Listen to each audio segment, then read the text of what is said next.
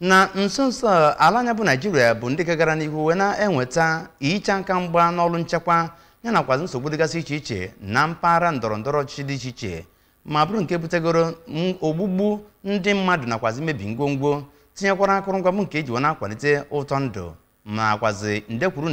ndị mmadụ a na-ebupụgasị n'ebe ha bi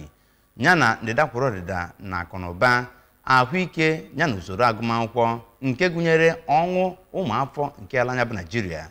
na mba a na-agba iji wee hụ na egbochiri nsogbu enwe nchekwa ndị a na mpaghara North-West ka otu na-akwụ maka ikikere dịrị mmadụ n'izugbe ji wee jikọta nnọọ ọnụ ha na otu UKAID wee chịkọba nnukwute ọgbakọ pụrụ iche n'isi ụmụnwaanyị udo yana kwazi nchekwa ma bụrụ ịkwagote usoro kachasị mma a ga-esi wee tinye mmadụ niile aka n'ọlụ na nchekwa yana mwulite udo na mpaghara North-West nke ala anya bụ Nigeria na Abuja ma bụrụkwazi ọgbakọ iji wee chọta ụzọ a ga-eji wee gboo nsogbu ndị a. Onye nta akụkọ anyị bụ Chief Ekwi Ajide ga-ewetara gị akụkọ.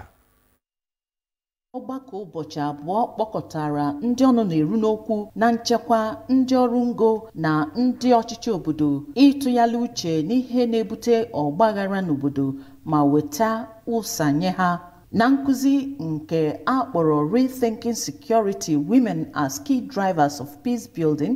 ka odeakwụkwọ gburugburu nke Women's Rights Advancement and Protection Alternative Sadatu Madi sịrị na ihe gbasara ọgbaghara na-emetụta ụmụnwaanyị Nigeria n'ụzọ dị iche iche dịka ihe ndị a na-eme ka adịghị ike ha dịbu na mbụ guzosi ike.